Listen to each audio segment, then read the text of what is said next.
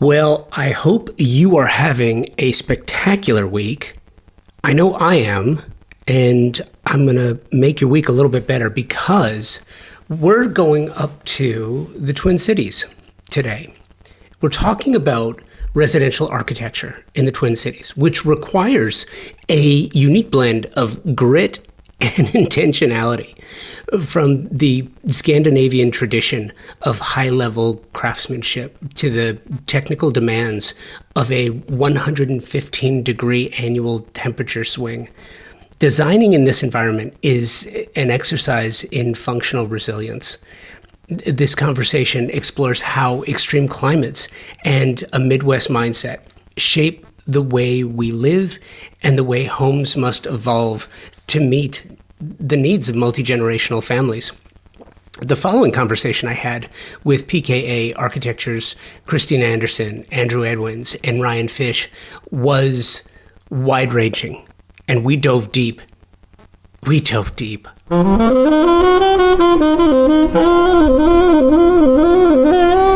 talked about things like resiliency as a design requirement. You know, designing for the Twin Cities means accounting for temperatures ranging from -15 to 100. The brutal climate exposes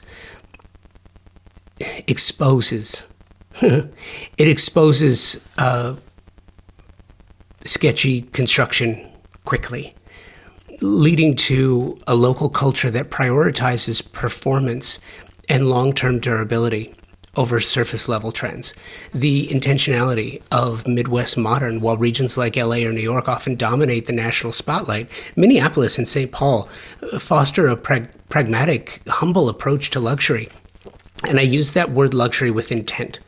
It's a culture where excess is avoided, but craftsmanship, rooted in the region's Scandinavian heritage, is held to an incredibly high standard. Life beyond the phantom buyer. A shift is occurring where homeowners are moving away from designing for resale value and instead focusing on intentional decisions that serve their actual lives.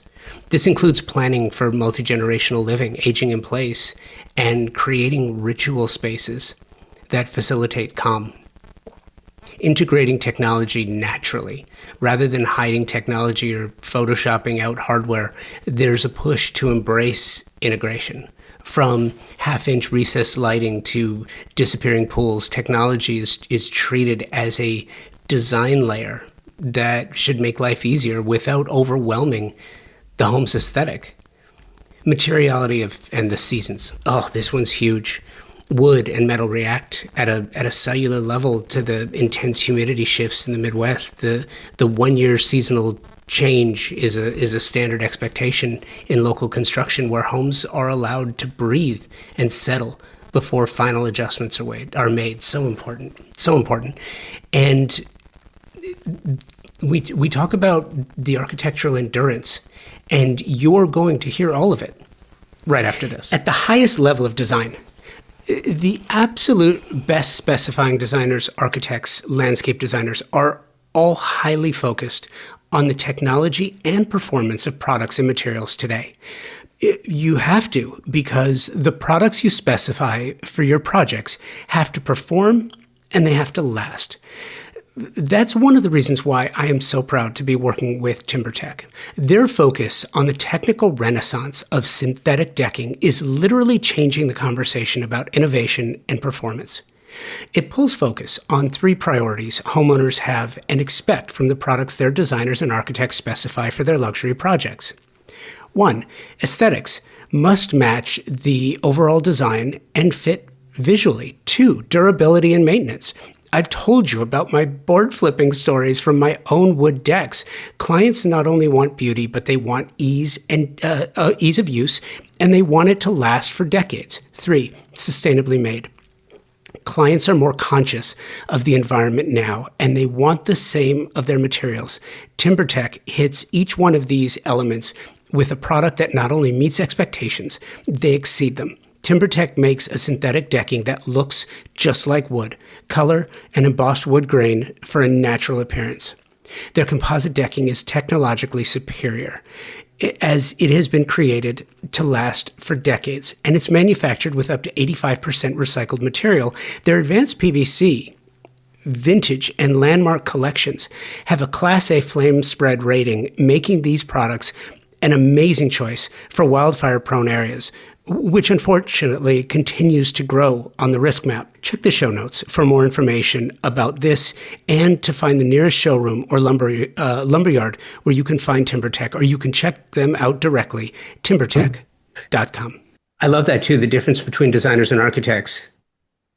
Designers are like, so what are we talking about? That's okay, just go. And then architects are like, so you're recording how? And what are we doing? And let's talk logistics. And I love that. Do me a favor. Let's go around the table. I have so much to talk to you about, but I want to know your story. So introduce yourselves and tell me how we got here. Okay. You want to start? Sure. My name is Kristine Anderson. I'm a design principal here. I have been here since 2009. So I was the first employee, and so the first associate in the company. And so I'm going to say my former partners at the time, right? So it was, they have since, one passed away, one had retired, but they branched off and started PK Architecture. I had worked for them at the other firm, so did Andrew. Mm-hmm. And when they branched off, they contacted me one week after, and they contacted Andrew. And we willingly came along, and it's been a wonderful adventure since. And but so that's how I started here a little bit, and then became an owner probably in 2016. And then Andrew and Ryan became owners 21, and then 23. Two. Yeah, that's what I said. 22. But for me, I'm originally from Los Angeles. So I grew up there, and then also in Tucson, Arizona, and traveled a little bit around there, but eventually came here to the Twin Cities and went to graduate school here, was an adjunct professor at the College of Design for about 11 years, and kind of fell in love with residential architecture from, I think, the relationships and the type of work that we can do within that realm, and I think it just had a great time with that, and have enjoyed the type of work and the diversity of our work that we have. Andrew, Ryan, who wants to jump in next? I love that. You're just going to point at each other. I'm Ryan Fish. I've been with the company for 15 years. As I said, 2022, I became principal. In grad school, I worked for a residential design firm in a different state. Enjoyed it. Moved to the Twin Cities and kind of explored all avenues of architecture. So commercial, firm of 350, a firm of one, mixed use, and then kind of came back to residential probably in about 2006 to 8, somewhere around there. And then the residential architecture, while it's very vibrant here in the Twin Cities, it's a small circle. So, worked for a competitor of PKA, and then in a roundabout way, joined forces, and been here ever since. Yeah. I'm Andrew Edwins, also design principal partner. I started at PK, what is now PKA, December of 2009, 1 week after Chris. And I started working with Chris and for Lars and Gabe in July of 2007 when I was still in grad school. So I just kind of never left that job. And, kind of rose up through, started as an intern working, 10 hours a week or something like that. And now have all this weight of responsibility on my shoulders as an owner. But I came to architecture through basically life. My dad was an architect, and so kind of grew up with it, knew exactly what was going on with the profession, both good and the bad. And, went to college, thought I was going to be a doctor, and then realized that college level chemistry and me were just not a good mix in general. And so I kind of realigned my thinking with something that I actually wanted to do. And so was a studio art major, and then went to grad school here in Minneapolis. And then in grad school, started working at the previous firm. And then here we are. Early in college, I wanted to become a doctor too. Yeah. And I'm like, I don't know, I like art and painting and all that more. Yeah. If I'm going to sit somewhere for hours, I'd rather do it like in an art building than doing chemistry equations. That's funny. What's interesting too is 2008, 2009, what an interesting time to start a business in the residential housing industry. Yes, it was. I mean, that was the most talked about thing, that they branched off and started because, at least in the Twin Cities, we knew a ton of people that, they were getting laid off. Or they've been looking for a year, year and a half. Oh my gosh. I mean, they were telling graduate students when they were, at graduation, not to apply anywhere, wait 6 months for like 2 years. They were saying that, which that really depressed me for the students. Or stay in school. Yeah, stay in school. Just keep learning. Find another degree to go. Right. Yeah. And, but I do remember, when the firm started, I think the first project, even though we were focused on residential and some bespoke commercial projects, our first project, I think, was a retail carpet store, right? Because, it was just, we did Gotta it. take whatever we can. And, but what I believe they thought, meaning the former partners, what they thought probably was going to take a while to establish, it actually happened pretty quickly. Where, if they thought it was going to take 3 years, it took 3 months for former clients to realize we weren't at the old place. They were following it, just kept going and going, because by the time we hit our 5 year, I used to think we were at 12 people, but then I counted it. We were at 17 by the 5 year, point. And I'm like, wow, because people would walk through the door and they would have amazing projects, and so the projects were cool. The people were cool. It was all interesting work. No one wanted to say no to a project, and it just kept going and going, and we grew and it was amazing. I have a theory. It's a thesis, really, that I've been saying for years, and I believe it to be true. I love covering this industry. I would be doing what you do if I had the talent and skill to do it.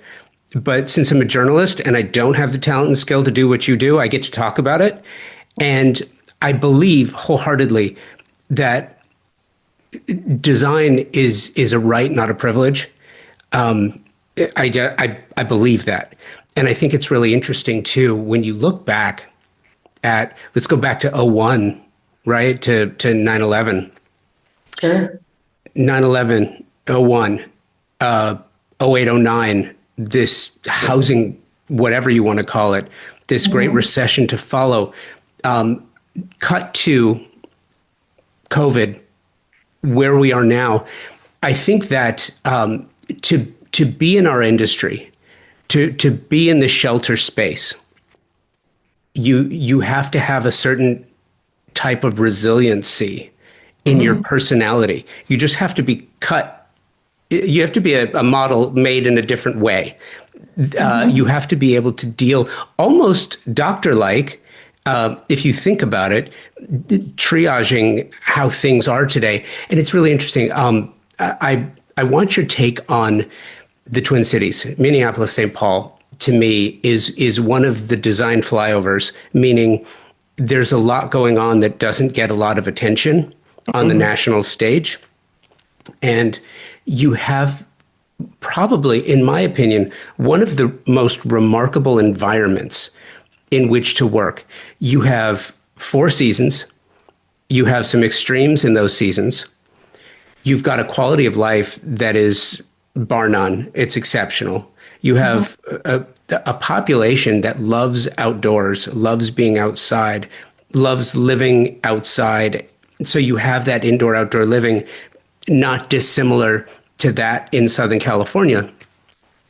What a remarkable place, even though you don't get the love. I was looking at one of the most recent new list of the ones to watch, right? Which we get all the time. And it will not surprise you to know, I looked through all of them and I did not see anyone from the Twin Cities. Everyone's from either New York, LA, South Florida, or Austin, Dallas, Houston. But you're in a remarkable environment. And I'm curious how that combination of a willingness to explore different typologies, different design styles with a love of the outdoors and really this love of life, how that informs the manner in which you design specifically your residential projects. Yeah, I mean, I think, well, there's a lot of layers to that question, but I think first of all, it's, it is extreme here. There's no doubt about it in terms of, there's not many places really in the US or the world that have the lows and the highs that we have. We're designing we have to consider minus 15 and 100 degrees, and that's not out of the question. That will happen probably almost every year. We'll have that amount of a temperature swing. And so it's, I think for us, me personally growing up here, you being here for what, 22 years? I know. Ryan. It's crazy. Yeah. But I was a desert flower, as Tom would say. But I think that in some ways, I think that becomes just sort of what it is. It's the background, and it's not something that feels extreme. It just becomes what it is for us to live here. And so the idea that, it gets really cold, but at the same time, it gets really cold for a really long time. So it's like you have two choices you can make. You can hunker down and get depressed about it, or you can just move on with your life and go. And I think that that's the mentality that a lot of people have here. So when it comes to outdoor living and things like that, the idea and the connection to nature is a lot, I think, less weather dependent than probably in general than a lot of other places, because people, like, there's the joke about everybody grilling in their shorts in the middle of winter and stuff like that, and that is real, and so I think that there's a definite willingness, and even just, you said resiliency earlier, but a desire to not just be hunkered down and cellular and kind of nestled in all the time, all throughout the winter. And then, the summers, you can't beat them. You get fresh air, you get the wind out of Canada. I mean, it's just great. And so then you want to be outside, and you want to have that, your house be an extension of the outside, because, July and August in Minnesota are pretty tough to beat. And so I think that there's just that general mentality that underlies everything. And then you layer on top of that the peculiar, everybody's life and how they want to live, the demands or the advantages of their sites. And then it starts to really set things up for creating these really interesting relationships. And the other thing I would say too is that, there's a real beauty in the winter landscape that I think is something that is not always appreciated. And so the idea that, having floor to ceiling windows and big expanses of glass, it's like, oh, well, you're looking out over snow. Well, it's not really just snow. It's if you're, we did a house out in the middle of a prairie, and the prairie grass sticks up through the snow, and, there's this really nice kind of textural blanket that it forms. And so I think that there's these kind of hidden secrets that you get to take advantage of too. Yeah, I mean, for me, the design extremes of the coldest of the cold and almost the hottest of the hot for our national practice of residential, I feel like it gives us confidence to go into any region in the country, because we have the coldest of the cold. We have, for the most part, the hottest of the hot. Like if I was trained in Arizona, I might be reluctant to do something in Minnesota because I'm not ever come across that part, but I think it gives us that confidence in that. And then we also have like the remoteness of the northern Minnesota when we do cabins versus this urban city. And so we also have that extreme of work as well, where either one is like, how do you manage a remote cabin versus, in an inner city where you have different constraints. So I think that lends really well. And I think the other big thing in Minnesota as far as residential architecture is the Scandinavian culture of it all, the high level of craftsmanship of like cabinet makers and that type of thing. We're able to like push things further with the craftsmen, and they put us as well because there's such a high level. And we notice when we, as we work around a country, it's kind of acknowledged that the craftsmanship here in the Midwest and specifically in Minnesota is a pretty high level because it's that kind of Scandinavian cabinet maker tradition that goes on. I think it's just part of it too is that legacy, but also just the fact that because of the climate, if you don't do something, if you just kind of half-ass something, it'll show, because the weather's so brutal that if you don't do things the right way or even better than the right way, it won't work. All those flaws will get exposed really quickly here. And so people definitely have that take pride in knowing that what they're doing is something that is going to last. Yeah, it's funny. I moved from Southern California to Tulsa, Oklahoma.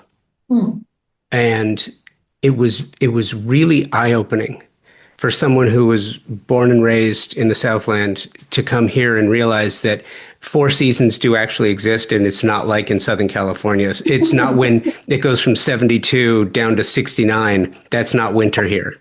And it was really interesting because being a woodworker as well, one of the things that really struck me was the relationship between climate and materiality that I never had to really take into account before.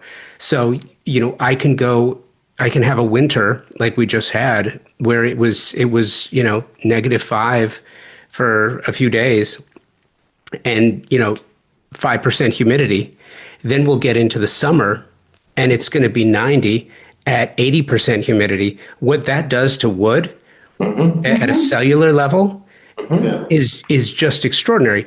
And take into account now, I'm going to guess that when you were in school, they weren't teaching a course about climate change and the materiality of things, right? I'm assuming that just wasn't something. What's that? Yeah, there were classes. Touching on that. And then I got another master's in sustainable design afterwards, so that's different. I had more than that. But even generally in architecture school, there's here's what happens to materials throughout the course of the year. Here's how wood reacts. A lot of talk though too about, exterior metals and how those expand, because those will expand and shrink a lot, and especially here, if you have a dark metal on a building, it could be -5, but that metal could still heat up to 100 degrees. And so now you have that huge temperature differential you have to deal with. So there was talk about it. There wasn't like deep analysis of the molecular properties of aluminum flashing, but in some sense, so I think even the untrained here in Minnesota, if you ever lived in an old house, have some basic understanding, because there's only about 2 to 3 months out of the year that all your doors in your house will latch properly because of this seasonal swelling. Right? It's like this perfect like elbow spring and fall months where it's like, hey, my door's now latched for 2 months. Right. And then they go back to a different way after that. So like, I think even my kids understand the seasonal movement of wood and that type of thing because of the extreme climates, which is, at least there's some inherent knowledge here of like, okay, yes, these things are going to move.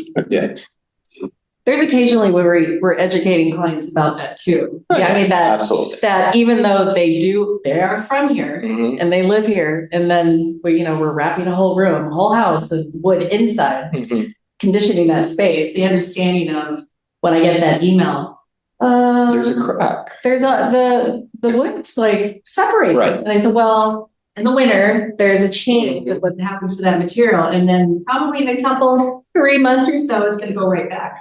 I mean, it's the expectation of what happens for those things. Yeah. Some may call it patina. I may be one of those people that calls it patina. And, but that is the charm of some of the old houses too, right? I mean, it's that memory of, my Newell post thing came out again, I mean, there's a tradition here in the Minnesota that like the general contractors, they'll come back 1 year later because a house has to go through a 1 year seasonal change, and whatever cracks they're going to open, they'll open, and then they'll be like, all right, we're going to come back after a year to see where the house moves from all. And that's very normal. That's like part of the contract. Then we'll tackle it. Yeah. You are listening to my conversation with PKA Architecture's Kristine Anderson, Andrew Edwins, and Ryan Fish. We'll be right back. If you've listened to the show for any amount of time, you've heard me say this, that the most important word in the design industry is service. Product is important, price is important, selection is important, but stellar service is the premier idea that can make all the difference in the success of a project, any project. How design professionals like you demand great service and your favorite brands in one place with expert, knowledgeable, and non-commission sales professionals. It's really important.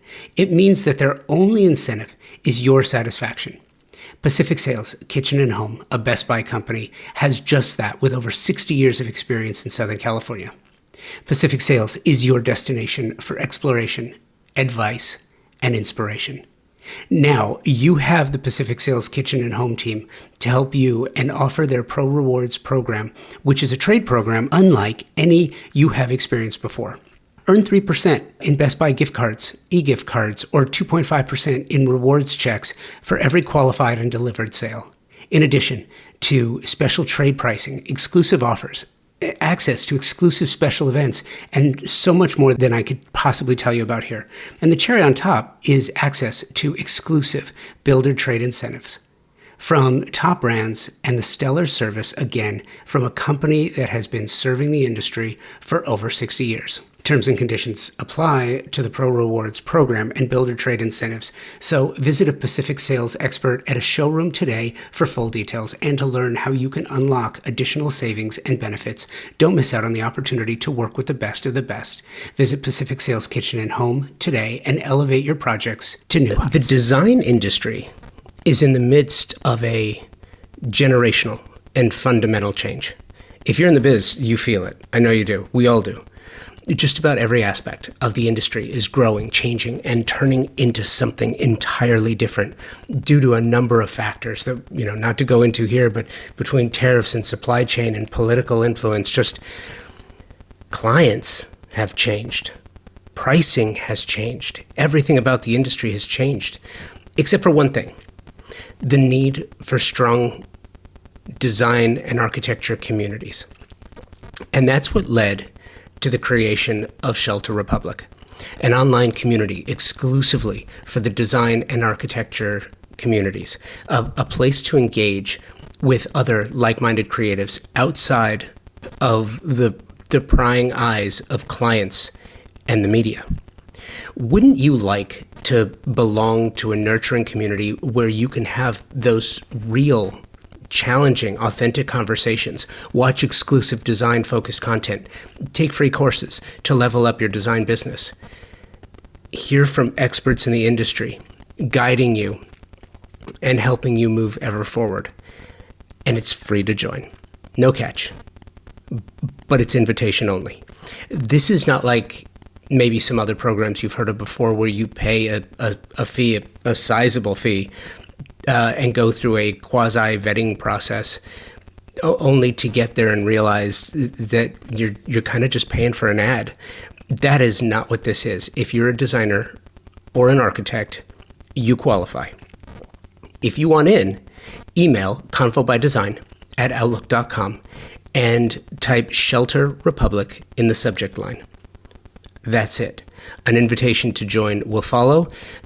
Call this the anti-social media platform where you can meet, engage, and share ideas in a safe, closed community environment of like-minded creatives. That's what this is. And like I said, it's free to join. Send an email, convobydesign@outlook.com. Subject line is Shelter Republic. It's that simple. And like I said, it's free to join. See you there. So listen, it's funny. I live in a house that was built in 1936. I get it. The reason I bring it up is it's a microcosm. It's a very small subset of what's happening now in architecture and design. I find the industry to be at a crossroads, especially on the residential side. Commercial, healthcare, hospitality,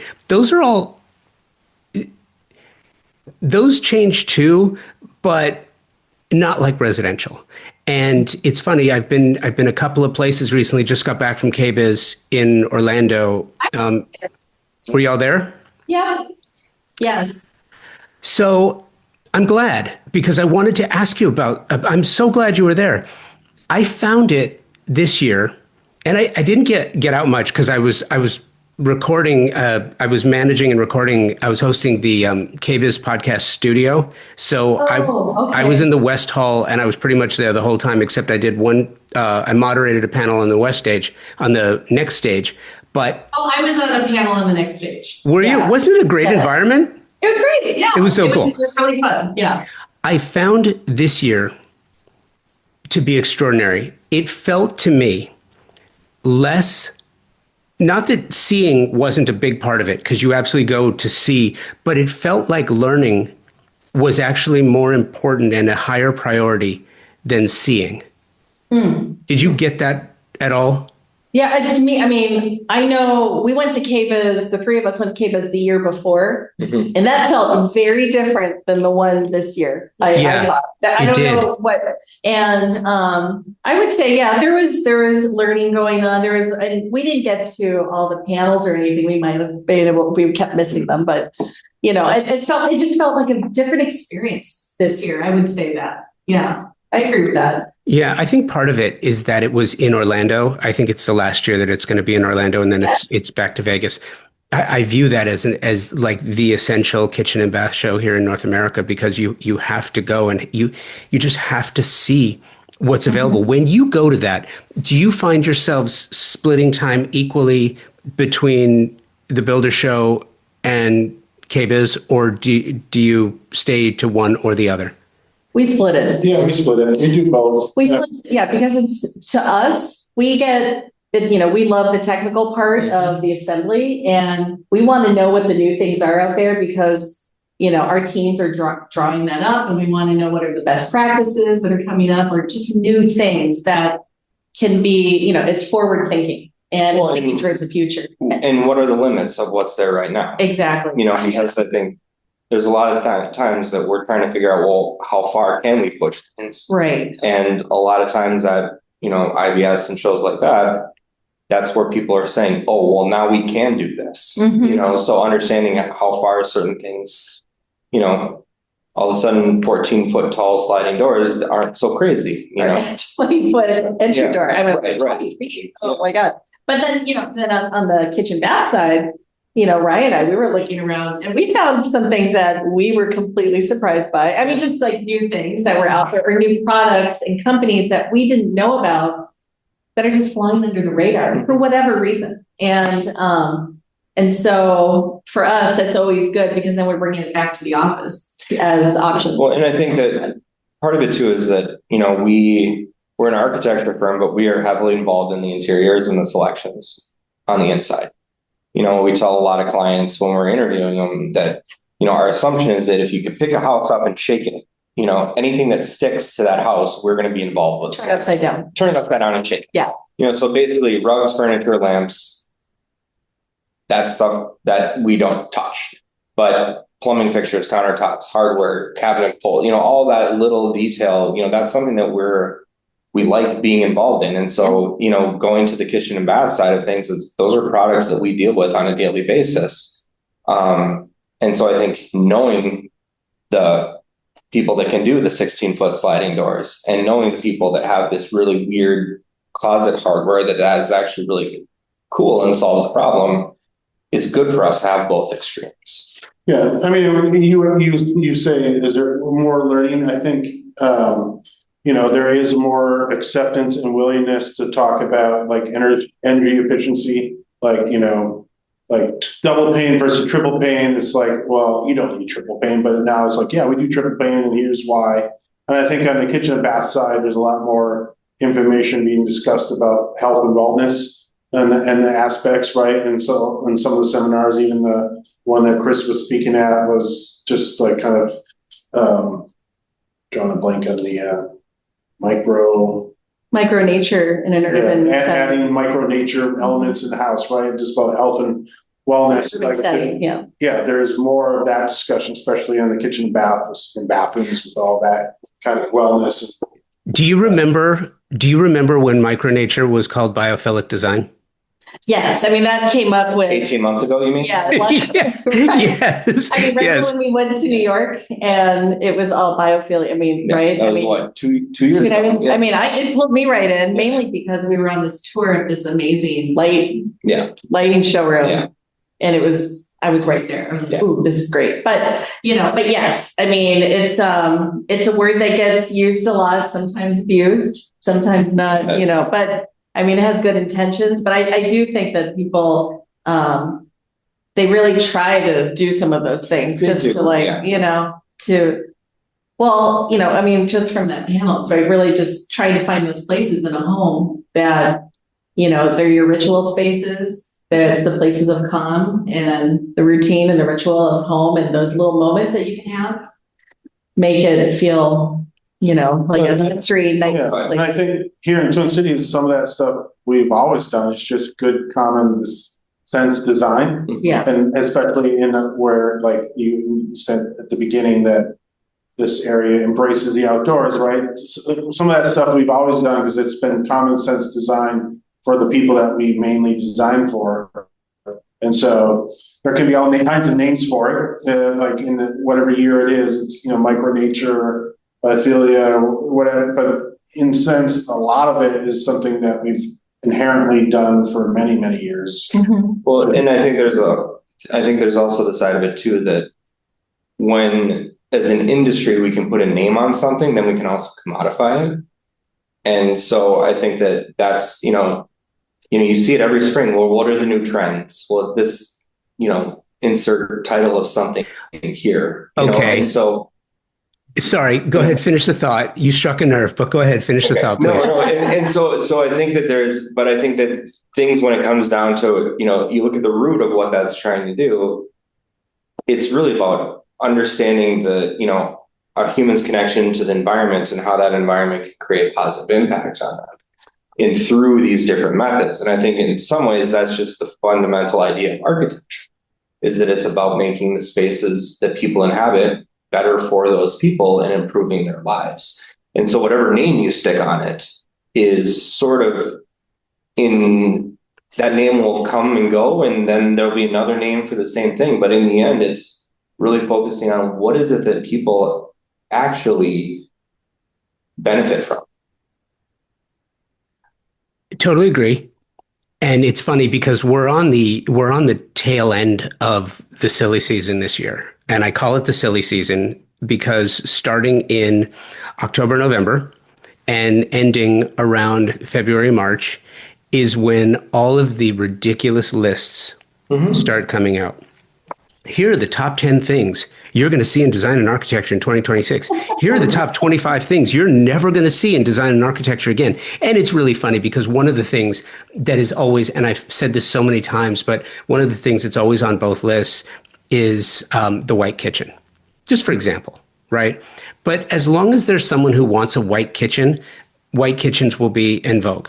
I think what's more relevant to the concept, because I think trends are stupid, especially when you're investing so much, not just money, but time, and you're investing emotion. If you are fortunate enough to work with a licensed qualified architect who knows what they're doing, who takes the time to onboard you as a client, who understands not just how you live, not just what you say, but what you're not saying, the absence of what you're saying, to understand how you truly live. If you are fortunate enough to get someone like that, they will make your life so much more rewarding. Mm-hmm. I love everything that you just said. Yeah. And it's true. Absolutely. It's true. And I think that and that's why, we have a lot of clients, not a lot, but, what are the trends right now? And honestly, I don't know. I don't really keep track of them because they're trends, they're going to come and go. And I think that we're looking for something that's much, timeless is in itself a trend, you could argue. And more important, but their house. It's their house. What's their connection to Right. the product? What does it mean to them? Because if that is what's ultimately guiding their decisions, it doesn't matter if it's trendy or not. It's something that they care about and they should have value in. And if it's something that they value, that's the most important thing. Right. Yes, but it's really interesting because, again, back to kitchen and bath, it was back in 2017 on the show. If you go back to past episodes and you listen to some of the conversations from 2017, I remember it started around one of the Pasadena Showcase House for the Arts homes.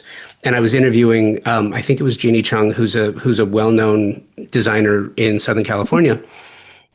And we were talking about how she took the indoor kitchen, paired it, not matched it, but paired it with the outdoor kitchen. And then there was a butler's pantry that served to sort of, it served the main kitchen. And then through that, all of these other ideas. Now, if you talk to people, it's like, oh, well, all my clients, I have been telling them since last year that they need a butler's pantry or a scullery or a wine bar or a coffee bar. If you're in a legalized use state, then it's a weed bar, or if depending on where you are, which is really funny because the weed bar concept goes back to when cigars were really popular, and it's the same thing. You have the same air purification system, you have the same refrigeration. It's the same thing. But what's different now, I think, and I want your take on this, is you talked about how wording is so important, and I could not possibly agree more with you.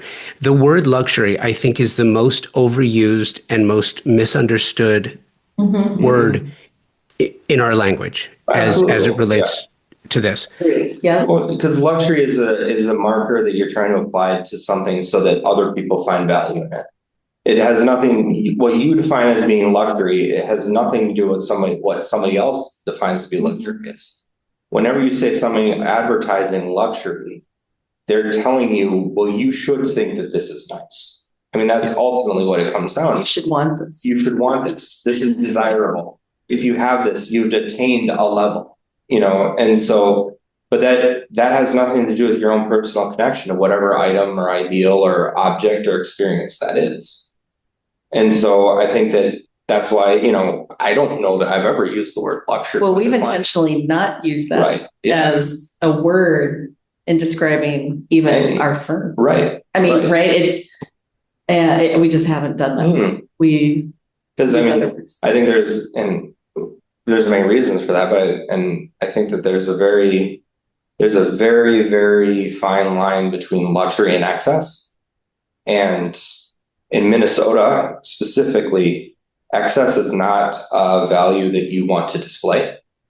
Say people are practical. They're very practical. They're pragmatic. They want to keep things. People don't like to be flashy and show off their money in the same way. Like, Minneapolis is a very successful area. And it was like, 3 years ago that we finally got a Ferrari dealership, even though there's Ferraris everywhere around here. It's just the idea of having a Ferrari dealership is almost like antithetical. Now there's a Lamborghini dealership opening up. And so, we have the NDA clients. We have those clients that are here. But they would never use the word luxury. No. Right. Can I ask you a question about that? Because I'm fascinated with it and I'm curious. Do you think it's because it is the Midwest mindset, or is it something different? Because the Twin Cities are very different in that regard. which do you think it leans more towards? I think it's the Midwest, but I think it's also Minnesota in general, just the identity of being a Minnesotan in a lot of ways. There's all these rules that you have to follow as a Minnesotan that people from Wisconsin talk about all the time. What are those rules? I want to know what these rules. What are the rules? What rules are? No, like the long goodbye. If you're leaving somebody's house, it's a half-hour long process. Yeah. And there's everybody from Wisconsin always jokes about the Minnesota piece. Like if there's a tray of something, there will always be one piece left over because as a Minnesotan, you're not allowed to take that last piece because you're imposing on somebody else. Somebody else might want that piece, so you're not allowed to take it, And so underlying that, though, is an idea of an inherent kind of like, I don't want to impose on other people. I want to make sure that there's space for other people, but I don't want to be too flashy, outlandish. I don't want to be greedy. Personality. I don't want to be greedy. So let me ask you something. Two-parter. How does that inform your work? And how do you knowing that, how do you get to the true reality? Like, the way someone is in public amongst company is one thing, but the way they live amongst family and to themselves is something different. That's true desire. How do you get to that, knowing that we're in a desire business? How do you get to that true sense of self through your work when the client won't necessarily tell you? Yeah. No, it's getting to know them. It's getting to know them and earning their trust. Because I think the other side to this is that once you're in with a Minnesotan, you're in. There's no turning back. And so, once that trust is earned, then the floodgates open, so to speak. And there's a mutual respect and loyalty there. Right. I think because of that. Yeah. Where we have repeat clients several times over because, they feel that they're grounded in the knowledge that we are their advocate. We're working with them. We're working for them to help them achieve their goals for their home. And we wouldn't, we're trying to steer them in the right direction. I think, as our firm as a whole, we don't necessarily have a style. So it helps us get through to clients that we're not going to judge them for a aesthetic they may like. We want to work with them on it. It's like can look at our portfolio and be like, okay, they do everything. So we have this idea, it's a little, they might be a little bit more open to us. And again, it's like a lot of conversations. I think one joke that we'll joke around with clients once we get to know them a little bit. Everybody this is one thing that I find happens all the time. It's like the conversation about the television, right? We're as a family, we don't like too many TVs around the house. We're just going to have one in the family room, right? And you can sit there and joke and smile about it and be like, there will be a TV in every room. So let's just cut to the chase. We're not going to judge you for a TV in each room. Do you want a TV in each room? Like that as a joke, early on, because people are like, we're not a TV family. We don't like to center around TV. It's like, well, it's okay if you do. We're not going to judge you. Right. And I think that it's another thing to kind of, getting at who people really are. A lot of times it's just having really kind of honest conversations and asking them sort of unexpected questions. Like, things like, well, how many steps would you want to walk between your kitchen and your garage? Making them think about their lives in a way that's not necessarily the same way that they normally would have, but at least helping them frame a question so that they can start talking. We'll also ask them things in the nature of what are things that they do not like, right? That they find, not acceptable in a home or for a way of living. Or what hasn't worked? What hasn't worked? What do you not like about your current house? What do you not like? I mean, just all of those things, because sometimes people are really quick to explain what they don't like. And they can be very, very clear about that, but they're not sure about what they do like, and that's what, they're coming to us to help them try to find what they like, but they know they gravitate this way, but they know they're not going to go this way. Mm-hmm. So that begets another question for me. As far as shows go every year, is CEDIA on your radar? Do you ever go to CEDIA Expo? No, I have not. No, I haven't. Have you? I've looked at it before, but yeah. And we never have. I ask because I want to know what your professional relationship with technology is specifically in your work. And I'll give you an example. I had this conversation last September when I was at CEDIA, and I was surprised, genuinely surprised, that there were not more, that it was, it's integrators, but there were not more architects and interior designers there. Because what's happening now is just, you talk about what do you like and what don't you like, what hasn't worked for you. If you think about lighting, or you think about electrification of the home, and everything from knob and tube to solar, where we are now, everything inside the walls, from what was it? It was phone lines and cable and Cat 5, Cat 6, all the cabling that and now you have these large older homes that are completely wired and cabled, but try to get the Wi-Fi to work is next to impossible. The fact that most appliances don't work on the same user experience level. So the apps for each appliance are on a different level. There's nothing to fully integrate them and tie them together. But what's interesting is you go lighting in particular. We go from incandescent, which turns out has some really good benefits, circadian rhythm wise, and that there were some benefits to incandescent. Then you go to that horrible corkscrew CFL, to the better CFL, to a horrible LED, to what is now an incredible LED. But then you went from 8-inch cans to 6-inch cans to 5-inch cans. Now you've got 1-inch directional and non-directional cans that many of the interior designers, when they're shooting it, architects too, I don't mean to leave you out, have their photographers Photoshop them out. Oh, yeah, we don't. We don't. Thank you. No. Thank you. Yeah, we do That's part of the design. Right, we do the little ones. Yeah. We did in one house, it was two houses. We did the 1/2-inch little reset. I mean, and you can see, we want to point them out. We want to say, see that? That's a light. Well, but I think it's also design ultimately is about how you make decisions. And these are decisions that influence the space. And if you're going to Photoshop that, well, what's the point of actually building it? But I asked the question because it's interesting. I started doing this a long time ago with many, specifically interior designers. Is we would talk at the front end about story and backstory and journey, and I love going in and talking about projects. I was going to do this with you as well, but we're going to run out of time because I have so many more questions for you. But it's about 50-50 right now. Those who have projects on their websites in their portfolio will cut out the technology. And I ask about it specifically because it is such a large part of the process and the work now. I don't see how you can do that. And it's a growing part of people's lives. We're only getting more and more addicted to it, and so I think personally, I nerd out for the stuff in my own life. He does. And so I mean, that's the way possible. No, like talking about it with clients and helping them figure out the right thing. It's actually something I really enjoy doing.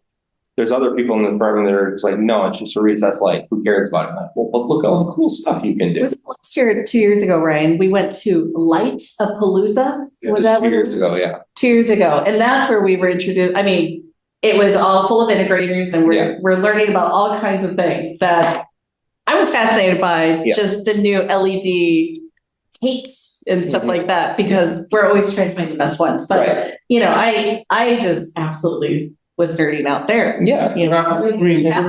For me, I don't deep dive into it as much as say Andrew, but like the thing is, if you're going to cut it out of your photos, that means you're not like in the moment and the actual people's houses, like finding good ways of integrating it better, so that you don't have to cut it out of your photos. So the people that are living there are like, if you're cutting out of the photos, but it's actually in the house that way, like why not embrace the technology and try to find ways of integrating it into the design solutions so you don't feel like you have to cut it out of your photos. Well, and again, it's funny because I asked the question based on 3 other questions that are in my head, and I want to know what your relationship with technology is for a lot of different reasons. Most of it is, and I'll give you an example with someone who was on the show years ago who has since become a very good friend of mine. His name's Anthony Laney of Laney LA, obviously in Los Angeles. And we were having a conversation, and he did this one project where it was a Beach Cities home, so small lot, really small footprint, and they wanted a pool, and they just had to have a pool, but they also wanted a yard. It's like, well, we can't manufacture land, so you're going to have to make a choice. And he was like, no, I can make this work. Turns out he put in a pool that disappears. Yeah. So Oh, sure. Those are awesome. Those are awesome. They're so cool. they're really cool, right? But Yeah. it's not how cool the tech was. It's how an architect thinks. And when I was looking at one of your projects, and I'm not going to go deep into these, but your house in the woods, it started me thinking about a lot of things. And because when you do that much glass and you remove basically an entire wall, but what you're getting is extraordinary, that makes life better. It makes that amount of openness to an exterior where you're borrowing from the outside to bring it in and create an environment through that is simply extraordinary. But no TV's going on that wall, and so. Well, and those clients were the most TV averse clients I think we've ever had too. I didn't know if there's TV in there. There's two Where is it? Oh, I know. in the library. That's right. And I forgot about that. they decided they needed a TV on the main level, so they bought an incredibly nice TV. It was like sculpture, I mean, it was just like, but yeah, a TV would not go on that. And I mean, we could have got a TV to work in there, but it would have just been a TV on the wall. It would have been an entirely different aesthetic for that. That was a really interesting project. It was a great project. That one was, they came to us and said, before you start working, we have 10 adjectives for you to consider. And That's awesome. we absolutely love it. And I remember the first words, and they were driving in Colorado, and I was on the phone. I'm like, okay. And they kept cutting out, but I heard imperfect, imposing, and the hair. I remember Bewildering or something. and I remember the hair on my neck just went up because no one ever says those three words. Well, it's like Right? we have to try and talk clients into things. We've talked about that, and I just said, go on, and when I wrote it all down, and then I went to you, I'm like, here's our words. Yeah. And we were just excited at that point. Yeah. But. And we kind of come full circle on this, because at a time where this is not intended to be political, it's not. But at a time where we're losing our trades and our tradesmen, right? Which affects the work and the workmanship. And there is what do you call it? A reclassification or a declassification of architects as a professional. That is both a disservice to our industry. And many don't want to talk about it because it can be construed as political. And if you're in that camp too, totally cool.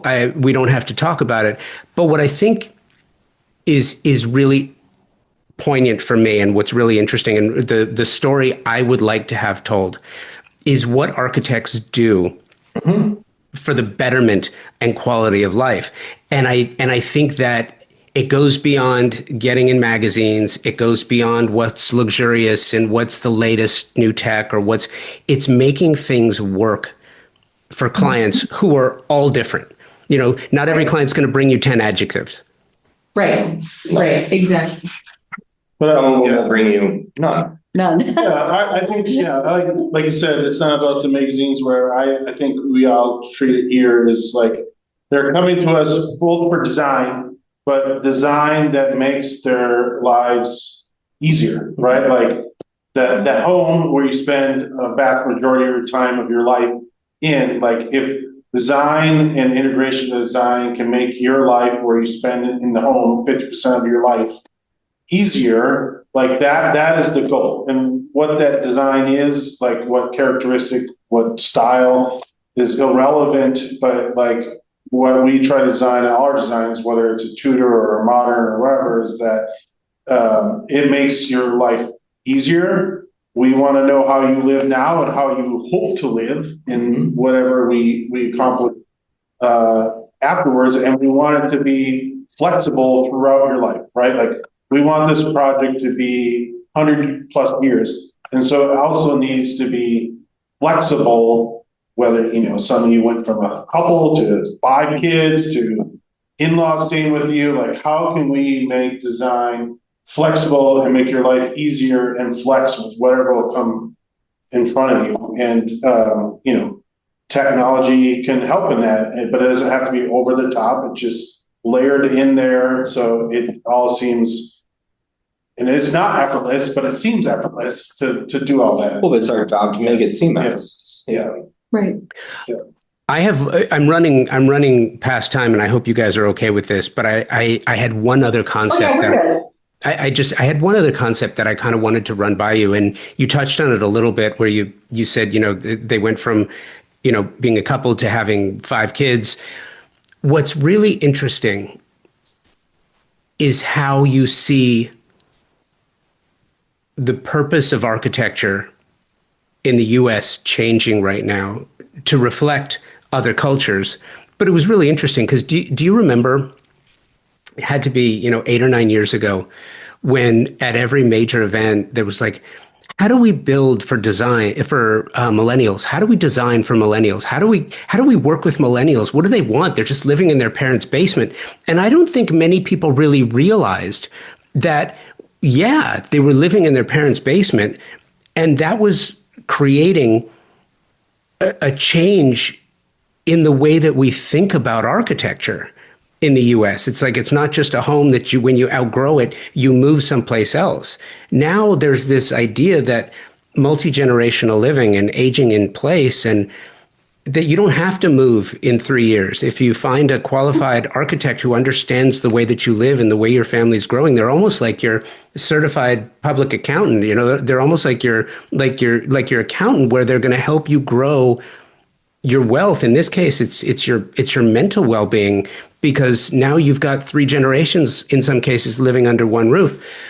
Do you think about it in terms like that?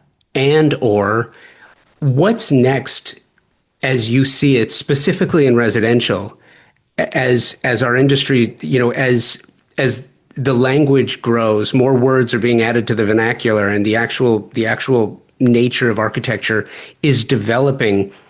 It's a cultural. It feels like a cultural thing. Like some of these conversations, if you had the conversation of multi-generational living in architecture in Japan, it would not be unusual, but it feels unusual here. I mean, I believe that, we have had some projects where they were thinking about that. They were thinking about the future of having, it is going to be multi-generational. And so planning the house has been very much part of that, where, some of the houses where we've thought about, they want to feel like they have their empty nest house, but then when there are people there, it opens up in that kind of way. So there are those questions that are happening. I would say also that we do ask those questions when we are just meeting new clients, about if it's a brand new house or it's a whole gut renovation addition kind of thing, that we are talking to them about that. What are we talking about for the future for you? Are you going to have family that are coming back? Are you going to have people living here with you? Are you going to be aging in place and you're going to need help? We have visitors that come live with you for 2 weeks. So, right. And we have people that their family or parents come from overseas and they're going to be there for 6 months, a year, so they want to plan for those things. So yeah, we do have those conversations, and then we are planning for those things for clients. I do think that's like one of the bigger trends that I see of people asking us, regardless of budget size, is the idea of a master planning stage of like taking something to a schematic design level, like hitting a wide variety of like potential phases of like, well, how much would it be for like to do this, or like, hey, grandma might go into the hospital, so we're gonna have to take grandpa in the house. Like having a plan in place design wise, that if that were to come, they're not completely at a loss and like, what do we do now, and do something that they'll regret in the house, is like planning it out ahead of time. Like, hey, if this happens, at least we have schematically, we have a design to like enact, right? And we know we don't need to redo our kitchen that we Yes. just redid because of it, Yes. you know, like that type of idea. So we do have a lot of people asking us to like plan out 10 years of design. So they, in year one, they're not making a wrong move for year 10. And it covers a wide variety of like options. Like, what if our kids go off to college and they want to come back and live with us? You know, we're not sure we want them to come back and live with us, but we got a plan for it, right? It's an interesting shift though, Yes. because, you know, you're right. I mean, there's a certain time where no one was asking that question. You know, you leave the nest, you go off into your world, and then you come back at holidays and all of those things. But now, you know, with economies and job market and Rent. all of those things and rent, I mean, just everything that people are reassessing how their families are going to live, you know, and there's a little bit more of taking stock and Yes. having everybody together. And I think a lot of it gets back, you know, you're talking about what the new words are and things like that. I think over the last, I don't know, maybe 7-8 years, I feel like there's been a lot more focus on being very intentional with decisions that people are making, as opposed to, well, this is what we're supposed to do for a house at this level. And so that kind of the house is that commodity, you know, the idea very linked to that luxury conversation we had before. Well, this is what we're supposed to do, or this is what you do. People being much more intentional with the decisions that they're making, how they actually affect them as people and their families. You know, it gets wrapped up in all these conversations about who's going to live there, how long are they going to live there, what does their life actually look like, but making very, very clear decisions based on their own lives, not the phantom buyer or what is expected to, you know, you know, well, the neighbor 2 doors down put in, you know, a big arch top window over their front door, so we have to do that too, you know. We're huge believers in do not design a home because of resale. Yeah. It doesn't matter. Someone will walk into that house and they're going to do this. Oh, this place is great. I'm going to change this. I'm going to change that. I'm going to do that because they want to make it their own. But you didn't do that in your Frank place. Oh, okay. You did in the Frank place. I did that. No. My favorite thing to say is from the Father of the Bride movie. You remember that movie? Yeah. So I'm going to say. Martin Short. Yeah. Martin Short Frank comes to the house. And Steve Martin's peering down, you know, scowling with a look because his daughter wants to have the reception there. And Frank and his team, Frank says, you know, oh, it's perfect. It's perfect. We change everything. Right. And because, you know, I mean, everyone wants it to make it theirs. And I wouldn't want someone to put, well, we have to put in a huge bathtub in the primary suite because everyone has one. Like, no, not everyone has one. It doesn't need it, you know? And so that's our whole thing. It's like, make the house for yourself, for your family. Don't worry about what's happening later. We really believe that. On resale. Yeah. Sorry, on resale. Yeah. It's funny too, because at one point in time, not too long ago, resale and a big element of resale was how well the kitchen was designed with those 3 appliances on a triangle. Oh, Yeah. It's been a little while. So Father of the Bride, what was his name? Franz. No, Mark's. Well, Martin Short was the actor, but the character was Franz. Yeah, but that wasn't the father. Steve Martin was the Yeah, but the designer. No, the designer was Franz. it was Yeah, Frank. and I'm just kidding. Look, it's a long way for me to go for a joke, but I was going to ask you who do you like better, him or Otho? Otho. Wait, Otho. Otho Fenlock from Beetlejuice. Oh my God. Yes. I'm going to say no. Wrong. No, because I love it because he entered through the window and then he has his can of spray cream. But I do actually, I should say, we had a gingerbread building contest. Our team built the house of that house. Right? That's amazing. It was great. Yeah. It fell apart, but it was good. But for like 20 minutes, it was really cool. It's so. We entered it in the contest. But I love that there's a contest. It's so funny because for years, it's a great house. So I do all the programming for an event in Santa Monica called the West Edge Design Fair. every year, fourth quarter. And they do a part of it's for charity. And for years, I have been trying to do for charity where 10 different firms would build a gingerbread house for a competition just for fun, for bragging rights. Yeah. And then people would and then they'd be auctioned off for the charity. And it's never happened. And I'm hoping that one day it will, but it's never happened because we got into the conversation of logistics. Like, well, how do we build it and bring it and set it up? You can't do it. It becomes like an install and nobody wanted to do it. No. Well, they just had one with, It was with Wolf Sub-Zero. Sub-Zero just did Yeah. a big one nationwide, and Through all their distributors. Yeah. it blew me Love away, like the extent that people took it. I was like, Oh, yeah. we took it more humorously, but some Yeah. people were taking it very seriously. There were some gorgeous Yeah. houses that I just thought, whoa. So I think the backstory though in our office is that we've been doing gingerbread houses for years as like team events in November, December.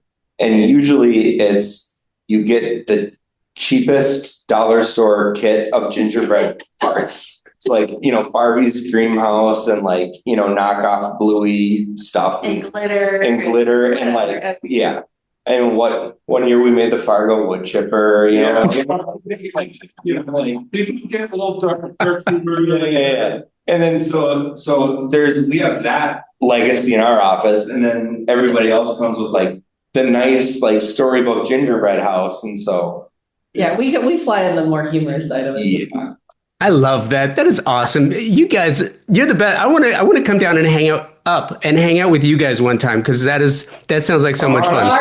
We have a huge party every October. It's a big open house. There's like Yeah. 500 people plus in here. Yeah. Wow. Awesome. Yeah. Yeah. We have a big art show and food truck and Is there a design or architecture event in the Twin Cities? Yeah, so the Homes by Architect Tour is supposedly, we hear from people around the country, one of the best. yeah. There's people that fly in They from all fly over in the country for that. So like, they always talk about the Austin one and the Minneapolis one, and then, for like mid-century, of course. Ours is September 19th and 20th. Yeah, And we're for sure going to have two houses on the tour. I think. for sure. We Well, know about the second one. maybe we So will. there tends to be like, I thought it was about Almost. 20 architect Maybe it's design almost. houses throughout the Twin Cities on tour. It's only one weekend, so it's not exhaustive. No. People are there, they're Yeah. attentive. It's not like you're there on week 2 where everybody's just like, I just don't want to be here anymore. I love it because it's the same people. And Yeah. so we have this wonderful, it's so good to see you, right? Because they came in just for it and, Yeah, and there's you one, know, what's that family from? architecture piece, that's There's like, the one family from New Jersey that comes Yeah, every they year. come. And they go around to all of them. And we have a lot of friends at all the other residential firms. And, it's such a wonderful, talented pool of design architects here. I mean, it's really good. We're all great supporters of each other. But I think it also, going back to one of the points you made earlier, flying under the radar here in Minneapolis is, we're not big on self-promotion either, just inherently. And so I think that that's also part of why everything gravitates toward the coasts or, Chicago and things like that. And that, we just do our own thing kind of, and, people will recognize us. And if they don't, okay, that's fine. But, Yeah. I think but that one tour, it does really show off that there's a lot of really talented people here. Mhm. I love that. September 19th and 20th. Yes. Yeah, Let me see if I can make that work. both days. Yeah. yeah. That'd be great. Yeah. Listen, you guys, I absolutely love your work and I'm so appreciative for the time. Thank you for doing this. I really Thank appreciate it. you. Thank you. Thanks for the reschedule stuff. So No. appreciate it. It's all good. It's all good. It worked out. It's a good thing Ryan checks his email. So that We can figure out. Yeah, we'll figure that out. Our email. That's something with ours. yeah, we'll figure it out. We appreciate the time as well. Yeah. Yeah, thank you very much. We'd love to see you. Yes. Yeah, come on. Thank you. I'll see you in September. We'll let you know when we have our party. We'll just send you a little note there. Yeah. Please do. Okay. Yeah. All I'd right. love that. It's a really fun scene. So Yeah. it's fun. It's a good time. Awesome. Thank you, Kristine, Ryan and Andrew, for taking the time to share your thoughts, ideas, and skill. Thank you to my incredible partner sponsors, Pacific Sales, Kitchen and Home, TimberTech, Best Buy, and Shelter Republic for their sponsorship of Convo by Design, which allows me to seek out sublime design stories from beyond the work itself and showcase unique personalities, chasing new ideas and changing the way we think about design and architecture, and present it to you. So please give them an opportunity on your next project. And if you're a designer or an architect, please come join us at Shelter Republic.